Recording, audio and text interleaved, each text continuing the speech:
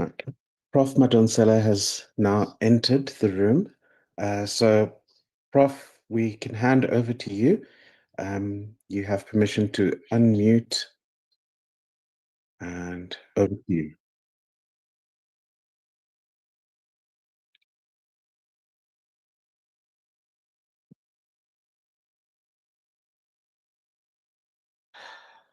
You are still muted, Prof.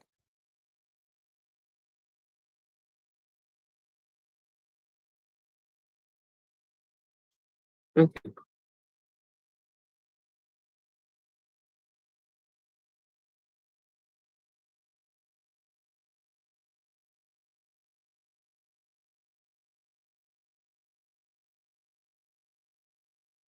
Can you see me now properly? Yes, Prof. We can all see and hear you.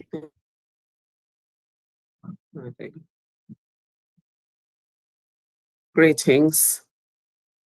Thank you all for attending this media conference, which I reluctantly convened with a heavy heart nearly 6 months since the passing of my life partner, Richard Edward Foxton, affectionately known as Dick Foxton, hereafter referred to as my late partner, or just my partner. I come to this platform reluctantly with a heavy heart. In the past weeks, shortly after filing court papers challenging what I believe does not represent my late partner's last will and wishes, I have endured a vicious, relentless character assassination campaign mounted against me in the media. I would have continued to handle the transitional challenges that have arisen due to my late partner's passing in a quiet, dignified, private manner, as I have done for nearly 6 months. Were it not for security concerns sparked by an article on Sunday, 14 December 2025. Within 48 hours of my partner's passing, an attempt was made to evict me from the place he and I regarded as our main home, while our house in Stellenbosch was for my work and possibly our retirement home, the latter being how it came about.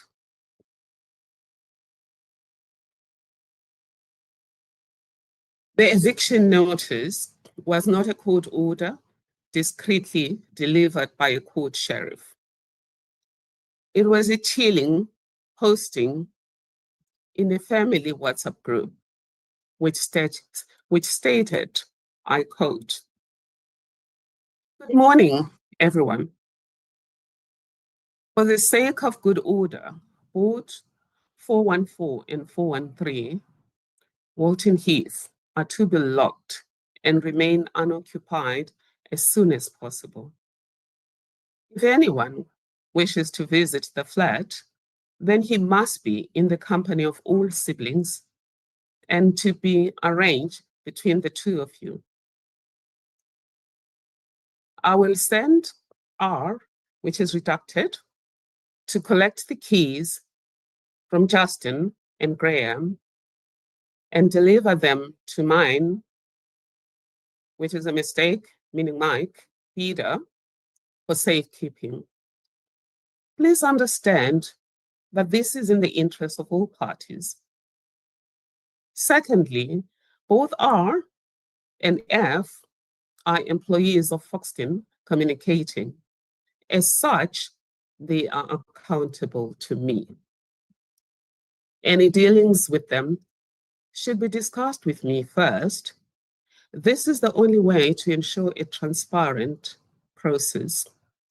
This is a WhatsApp message in a group, family WhatsApp group, on the 23rd of June 2025. My partner had passed 2 days earlier on the 21st of June. The author of the message was Douglas Frank Taylor. He was not a Foxton child, nor was he a member of the Foxton family, or my in-law, as the media has characterized the deceased estate disagreement.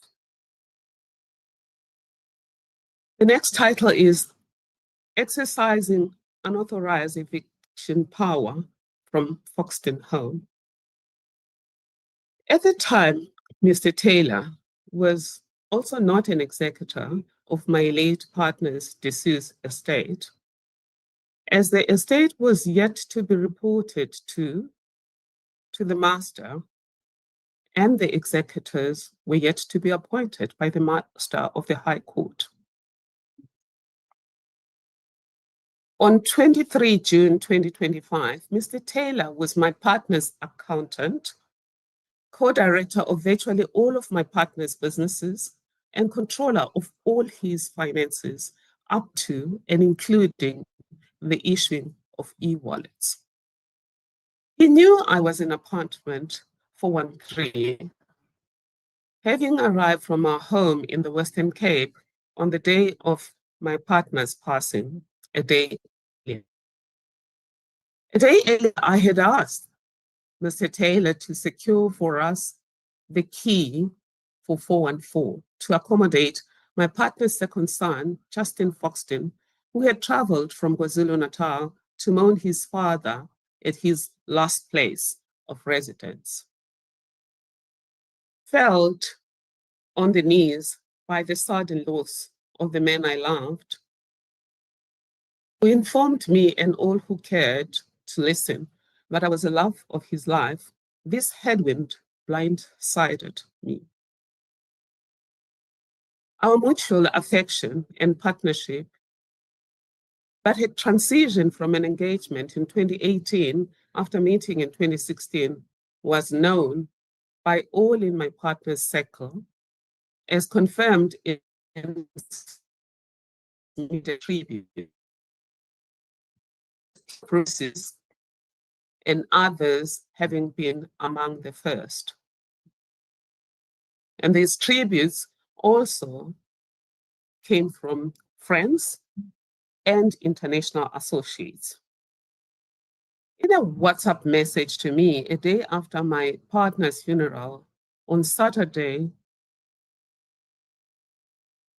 28 June 2025, as we braced ourselves for the cremation service, the wife of my late partner's eldest son, Graham Foxton, sent me a treasured message, but in part read as follows. I quote, "I know you loved him, and your courage in getting up there and honoring him was truly remarkable. It couldn't have been easy, but I'm so glad you did, because we all know that Dad would have wanted you to.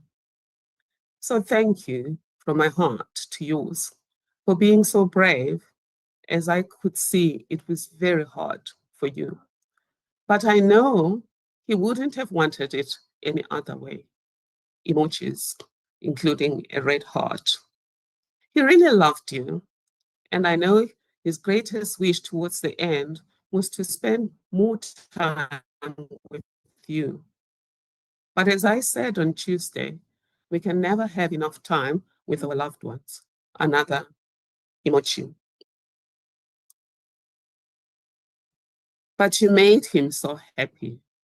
And I was so touched by the picture you had when we bid our farewell to him on Saturday. He allowed you into the sanctuary of his home, and that spoke volumes to us, as he let very few people into his personal space. Close quotes. This observation was fully resonant with my understanding of the state of our relationship.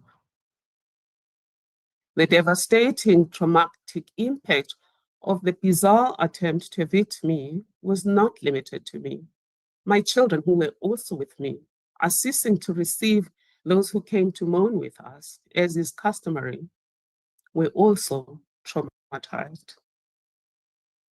So was Justin, the son who had come all the way from KwaZulu-Natal to mourn his father at the father's last residence. When I engaged Mr. Taylor, pointing out that was my home at which I intended to stay while mourning my partner till the funeral, he insisted that the apartment was not my home, that my home was the Stellenbosch house, that South Africa had no such a thing as a common law wife.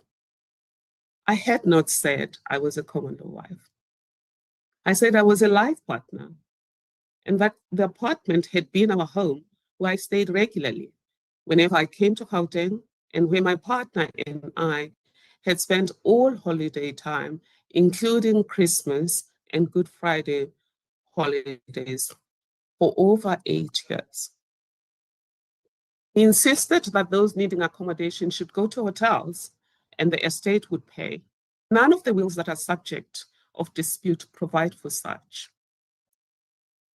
I asked my attorney colleagues for a legal opinion, which was provided by Ms. Mbasisi, who is sitting here with me, confirming that under the Bwanya principles and the Maintenance of Surviving Spouses Act, MUSA, as amended, I was a permanent life partner and spouse, as defined in Section 1 of MUSA.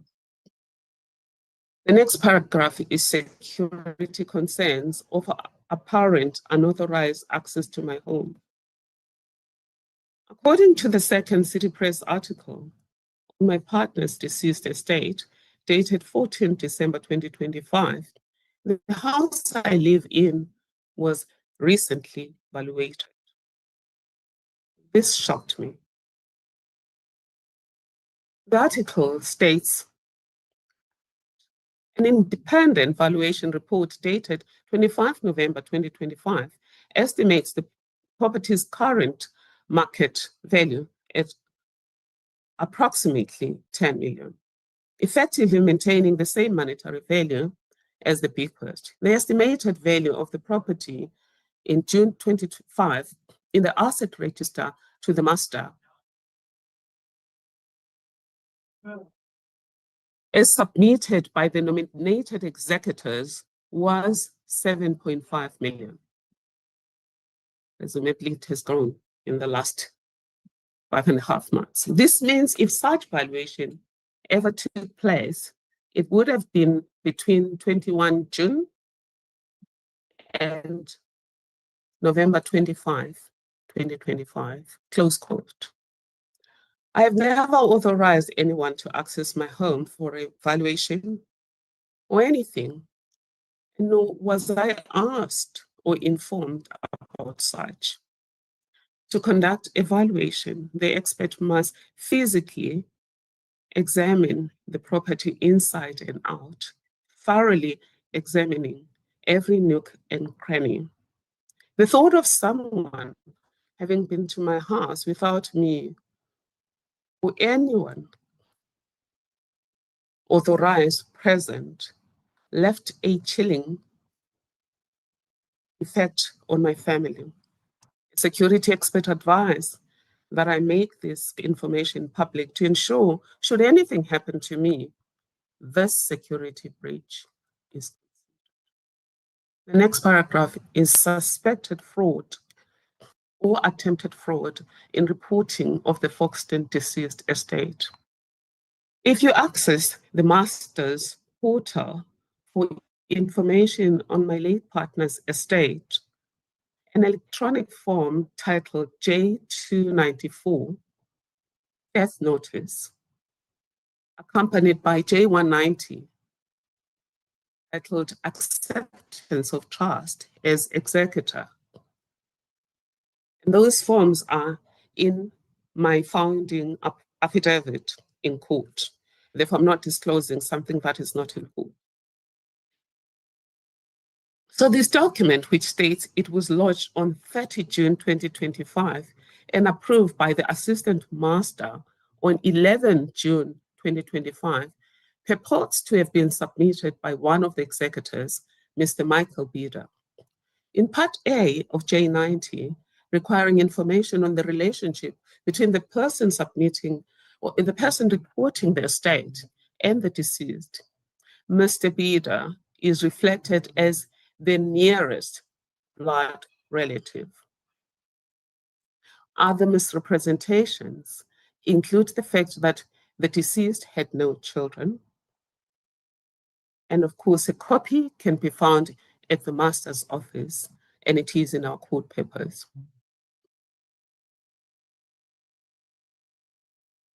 This was brought to the master's attention with the application to remove the executors on account of our challenge to the will and the incomplete information on the estate, including the underreporting of assets in both the disowned electronic document and the avowed handwriting reporting. Refusal of the executors to provide full disclosure on various matters, including the current beneficiaries of the Paraclete Family Trust, in which my partner and his second wife and their children were the initial beneficiaries. And the relationship between the trust and my late partner's personal finances, together with financial flows. And the executor's lack of impartiality and related fidelity to all beneficiaries, which include myself.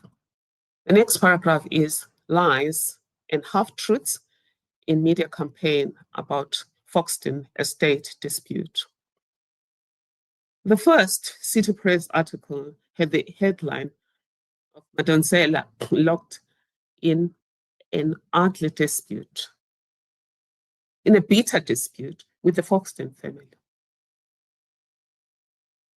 At the time, there was no dispute with any member of the Foxton family or children, bitter or otherwise. By then, the only thing that had happened was two significant legal actions by myself through lawyers seeking to remove the executors, both on the basis of their conduct and over our challenge to the purported 2020 will. I had also written a polite letter to the Foxton family, which was dated 31st of October 2020, informing the family of the legal action I had taken, having earlier advised in our WhatsApp group that I was considering such, outlining my reasons and requesting that we meet as a family to discuss the estate with a view to finding each other the Ubuntu way. No bitter dispute with Foxton children. I can understand the confusion regarding the legal complexity concerning who the legal dispute is with, but where the suggestion of bitterness involving the Foxton family come from? That is perplexing. My 31st October letter to the Foxton family was in court papers when the article claiming to be relying on such papers was published. The main respondents in such papers are the master and the executors. Nothing is said about any Foxton family member.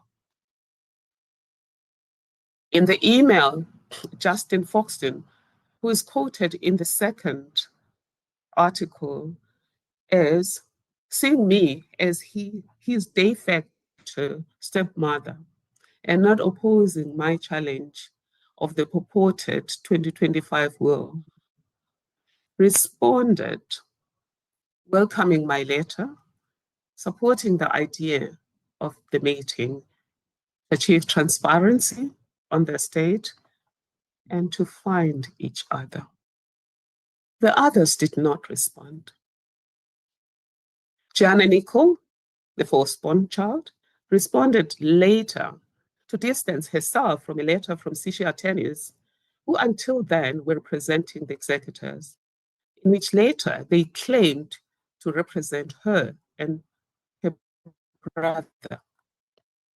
The Sishi attorney's letter to my lawyers purporting to be acting on behalf of two Foxton children, being Graham Foxton and Joanna Nicole, both adults who are above 15, criticized me for my letter to the Foxton family and demanded that I stop communicating directly with the family, stating that until then I had communicated with the family through the law firm, which was not true.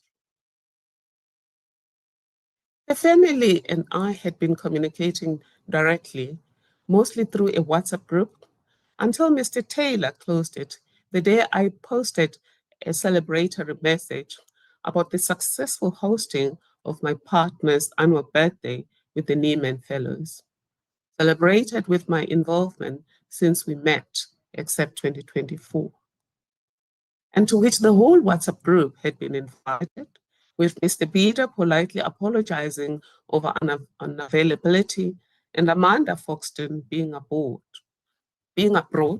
while Justin Foxton.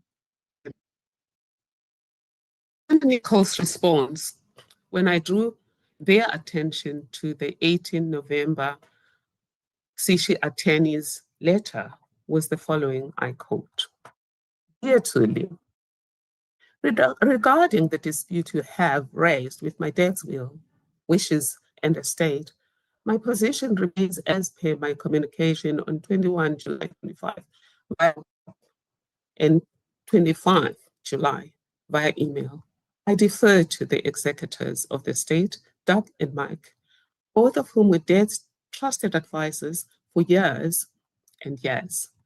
I confirm also that Tracy Sishi is not my legal representative, not acting on my behalf. This is a matter for dad's deceased estate." Close quote. Regarding the will, I do not want to litigate the technicalities of the signature authenticity in the public domain. That is a matter for the court. Safe to say that the expert report did not say that there's no forgery, but rather that a conclusive finding could not be made as the original 2025 will is missing. And close date specimens are not available. It is for the court to decide if an original will ever existed. Worth noting is that the signatures on the 2020 will, it's worth noting that the signature on the 2020 will is the same as 2023 and other previous specimens of documents beyond wills. No other specimens could be found as the nominated executors, they were not executors at the time, immediately took all private files from the Fox. Not mentioned in the media is that the 2020 will is primarily rejected as it does not comply with the legal requirements of a valid will, key being that it was not signed by the testator in the presence of witnesses as legally required. In court papers, we provide evidence that this did not happen, and nothing submitted by the executors who apparently drafters.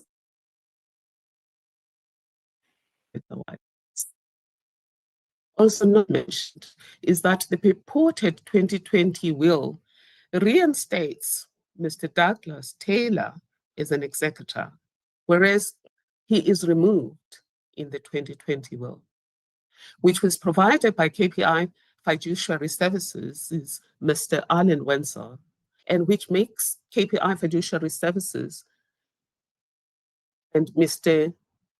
Wenzel co-executors with Mr. Bida.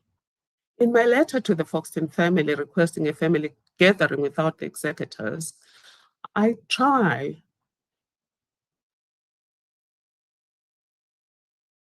now, I explain this as resonant with the astute character of my late partner, who would have wanted a guardian of the guardians, given that Mr. Taylor was too closely involved in my partner's financial affairs as the accountant, co-director of all his companies, and financial controller responsible for all day-to-day transactions.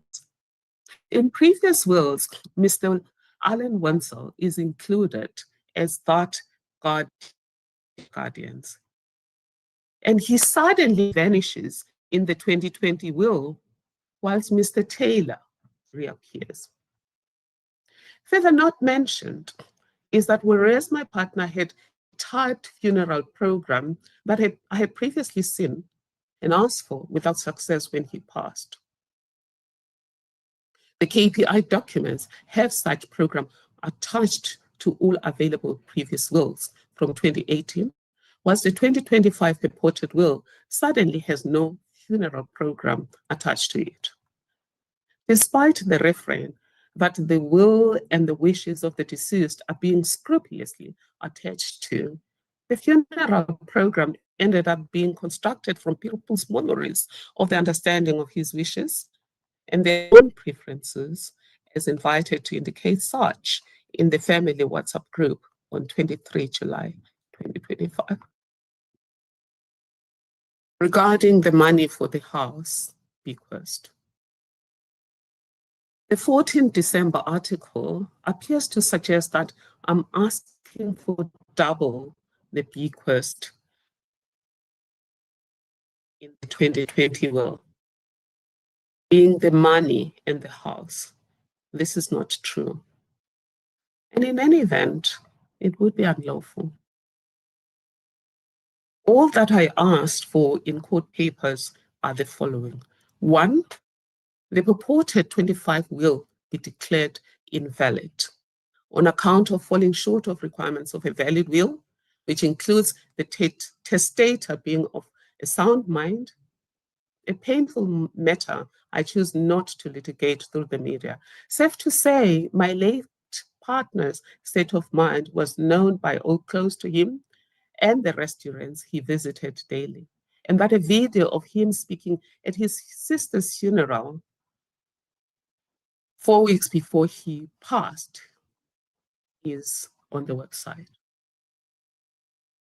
Curiously, the 2025 purported will and arguments supporting it in the media seem to forget that the deceased sister was still alive on the 3rd of February 2025. Frail and supported by my partner, though to a lesser extent than the remaining sister. This is not in the statement right now, but you have to ask you a question. Why would my partner have omitted her? 2, the bequests in the 2020 will be honored as they are.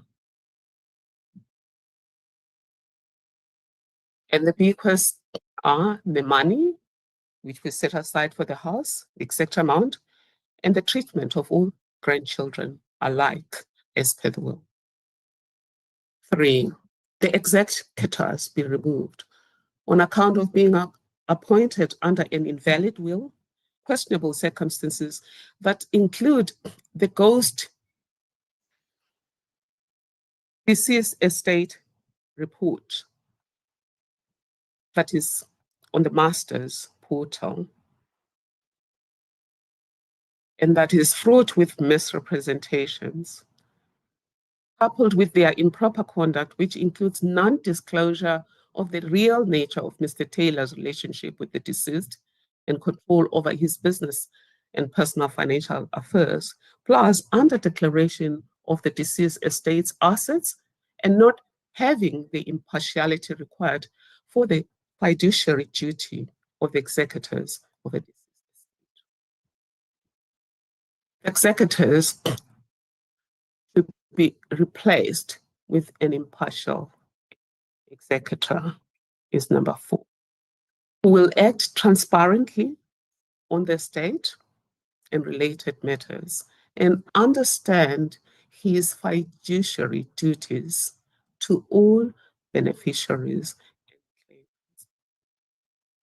While our court papers make reference to my rights as a surviving spouse under Section 1 of the Maintenance of Surviving Spouses Act, MUSA, is amended following the Constitutional Court decision in Boanya versus Master of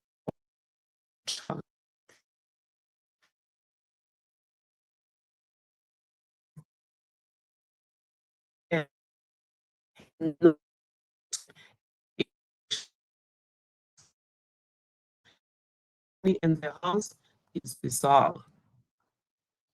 Equally questionable is that the valuation referred to in the City Press article this happens to have the same value as the bequest. This is despite the fact that when we bought the house in 2021, it had not been renovated because we needed to move in fast and the buyer needed a quick sale. It has never been renovated since, yet its value has suddenly jumped. And it also has jumped from the value reported to the master nearly 5 months earlier by over 50 percentage points. That too is an apparent incredulity for the court to determine. The next paragraph is painful shenanigans, such as a demand not to call myself my partner's partner. In the letter by Sishi attorneys purporting to be speaking for the Foxton children that we have now established was only speaking possibly for one child, I am bizarrely asked to stop referring to myself as my late partner's partner. Putting aside the fact that this is not true, putting aside the fact that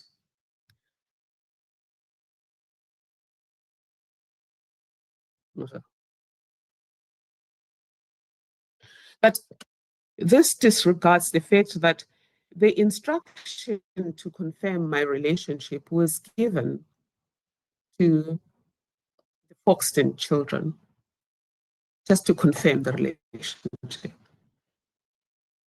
And also the fact that Nicole had already indicated that Sishi was not acting for her, the demand is bizarre. Firstly,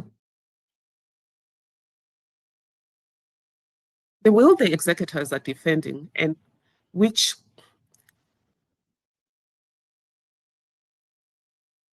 they've enlisted some of the Foxton family members to defend in the last 2 weeks, refers to me as my partner, which means on their version, my partner and I were not only still in a relationship on the 3rd of February 2025, he, according to their preferred will, regarded me as his partner. Secondly, when the Thuli Madonsela Foundation, Tuma Foundation, issued a media statement announcing the passing of my partner and outlining the relationships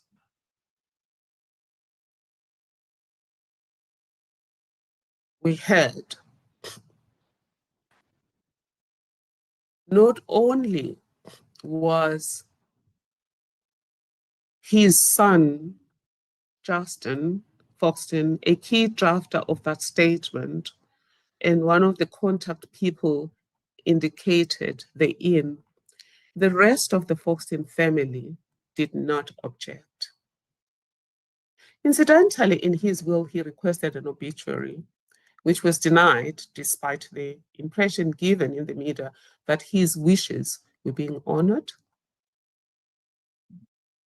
And worth noting is that this also links with the missing funeral program partner side. Secondly, the Foxton family in its entirety treated me, my partner's partner, before and since his passing. The history of this relationship is outlined with gratitude in my letter to the Foxton family, which is among the court papers. In the funeral program drafted by R10m or under his control, I was referred to as my partner, and my grandchild as one of the grandchildren included in the program as pallbearers, which was done at Graham Foxton's suggestion in his post on our WhatsApp group on 23 June 2025. Thirdly, every speaker at the funeral and the wake that followed treated me as my partner's spouse and celebrated our unique brand of love, except Mr. Taylor, who never mentioned me. Fourthly, the relationship was not only public, it was my partner's desire to make it so. For example, 2 weeks before my partner passed, he and his sister introduced me to people as his partner at the funeral of his sister, which was on 7 June 2025. There, I was his main source of support, other than his carer and his sister, with whom we had lunch at Salt Lake Hotel, where my partner and I were staying. A video of my distraught partner speaking with me on the front row where we had been sitting together is online, plus photos of us together at that event. I agonize over, this is not written in the statement, I agonize over playing this video to show his state of mind. I decided that out of respect for his dignity, I will not show that video. It will be shown in court. Fifthly, I cannot fathom the rationality behind the self-muting demand. City attorneys state that if I call myself my partner's partner and spouse, this or children, as they call them, in determining, as required in the will of their father, whether he and I were still in a relationship when he passed. Rationally, such determination should have been based on facts and was meant to be made shortly after my partner passed and not to be weaponized as a bargaining chip 6 months later. It also seems logical to infer that such confirmation was implicitly made through the conduct outlined above. If not made, the court will have to determine resonance or dissonance of such withholding with the testator's true intentions, as well as public policy dictates of weaponizing the responsibility entailed as a bargaining tool over benefits from the estate, which the letter seems to disclose. Conclusion. I have been deeply hurt by attempts to taint mine and my partner's relationship of nearly a decade since his sudden passing. After nearly 6 months of trying to manage things quietly in honor of my beloved and our extraordinary love, the safety concerns and relentless character assassination campaign in the media have compelled me to claim my agency by speaking for myself and sharing the truth as I know it.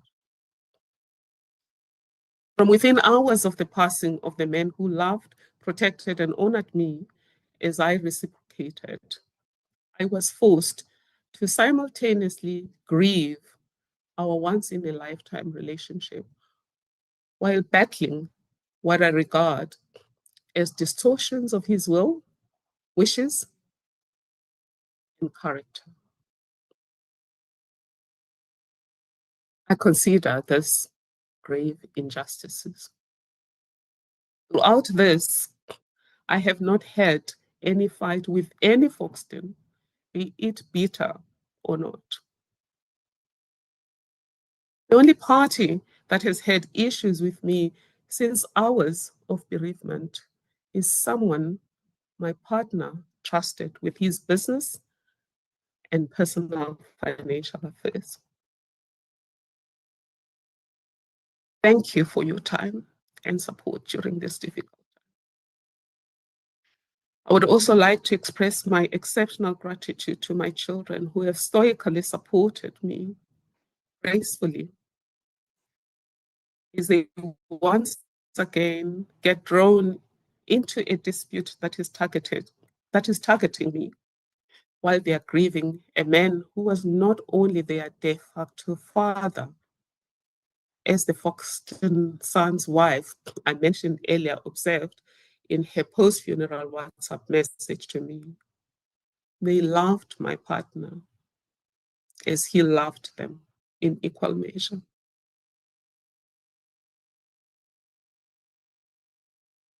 I also wish to thank, sorry,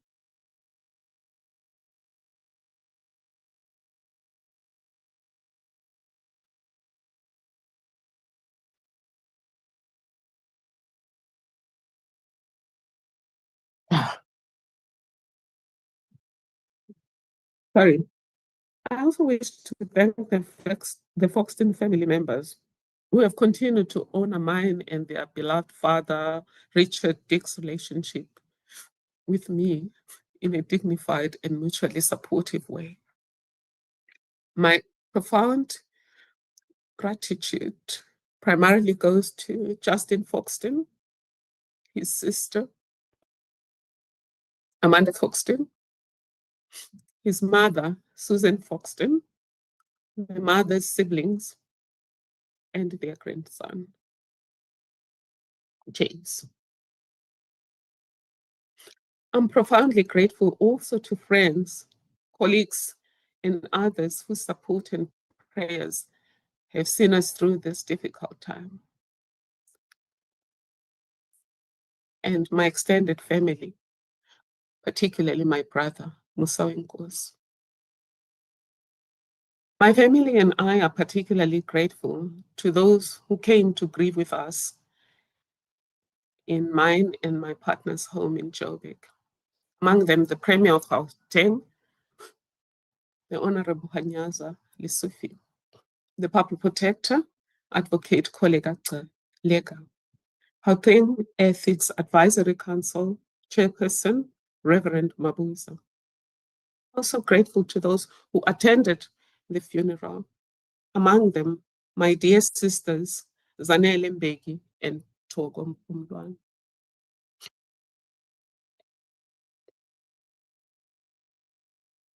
I forgot to include here all those who came to the house, Mr. Moiletsi Mbeki. So, all those who attended the funeral, Zanele Mbeki, Togo Mpumlwana, the Public Protector team and herself, the Deputy Minister of Justice, Andres Nel, captains of industry, media editors, and the Nieman Fellows, who also helped us celebrate his birthday on the 3rd of September.